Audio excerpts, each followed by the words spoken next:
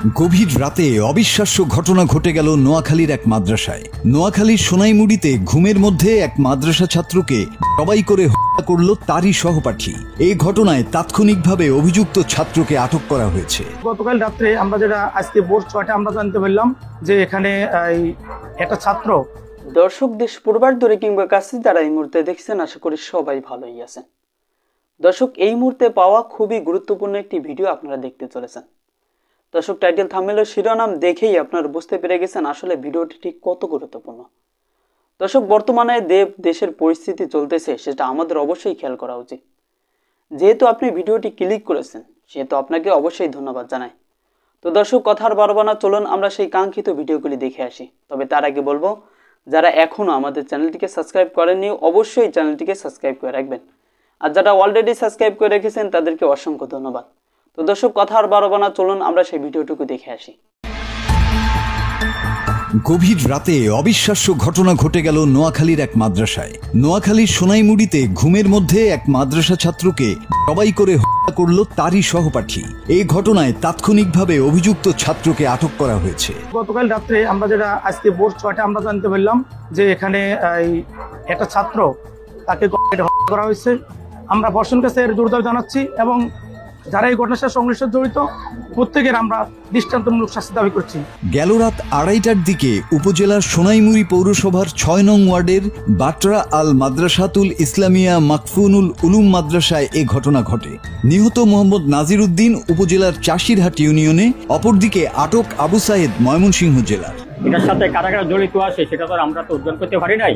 আমরা আপনাদের মাধ্যমে চাই এটার সাথে আরো একটা জড়িত আছে কিনা এটা আপনাদের মাধ্যমে তদন্ত করে, এবং প্রশাসনের দাবি থাকবে যে প্রকৃত যারা যারা দোষী যারা তাদের বিভিন্ন শাস্তি হোক, এটাই আমি প্রশাসনের কাছে দাবি জানাচ্ছি। পুলিশ ও স্থানীয় সূত্রে জানা যায়, উপজেলার বাটরা আল মাদ্রাসাতুল ইসলামিয়া মাকফুনুল উলুম মাদ্রাসার আবাসিক বিভাগ থেকে নাজিম ২২ পারা এবং সায়েদ ২৩ পারা পবিত্র কোরআন হেফজ সম্পন্ন করেছে।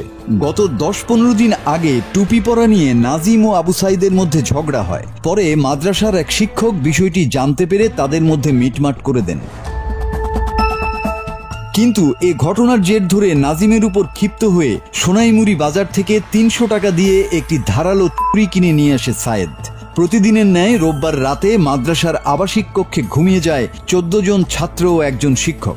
রাত ২:৩০টার দিকে অন্য ছাত্রদের অগোচরে সায়েদ ঘুম থেকে উঠে ঘুমের মধ্যেই নাজিমকে জবাই করে দেয়। এই সময় নাজিমের গলার গোঙানির আওয়াজ শুনে একই কক্ষে থাকা ছাত্র শিক্ষকরা ঘুম থেকে জেগে উঠে ঘটনা দেখতে পায়। যে ছেলেটাকে ফেলছে তার বাড়ি হচ্ছে জাহানাবাদ চাষিরহাট ইউনিয়নে, আর সে পাশে ২-৩ সিট পরে ঘুমানো ছিল। হুজুর সবাই ঘুম গেছে এটা নিশ্চিত হয়ে তিনি নিজেও ঘুমিয়ে যান। পরে একটা চিৎকার শুনে হুজুর হুজুর এই চিৎকার শুনে হুজুর জেগে ওঠেন।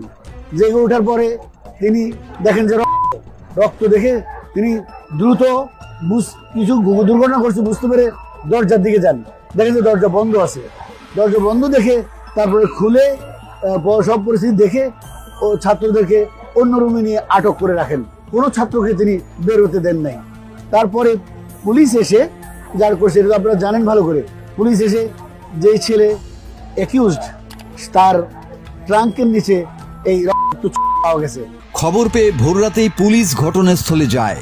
অভিযুক্ত ছাত্রকে পুলিশ হেফাজতে নেওয়া হয়েছে এবং হত্যাকাণ্ডে ব্যবহৃত ছুরিটি জব্দ করা হয়েছে। সিআইডি টিমের ক্রাইম সিন টিমের মাধ্যমে তার শনাক্ত করে তার সাথে সম্পৃক্ত আলামত জব্দ করি এবং উদ্ধার করে চিরকালের জন্য ব্যবস্থা নেই এবং পোস্টমর্টমের জন্য আমরা প্রক্রিয়াধীন রেখেছি। এবং পরবর্তীতে উক্ত ঘটনার সাথে ওই ১৪ জন ছাত্রের মধ্যে একজন জিজ্ঞাসাবাদের এক পর্যায়ে একজন স্বীকার করে যে সে আজকে রাত্রে তাকে ছুরি দিয়ে আঘাত করে, ছুরি দিয়ে গলা কেটে তাকে রক্তাক্ত জখম করে তাকে হত্যা করে এবং তার ব্যবহৃত আলামতটি আমরা উদ্ধার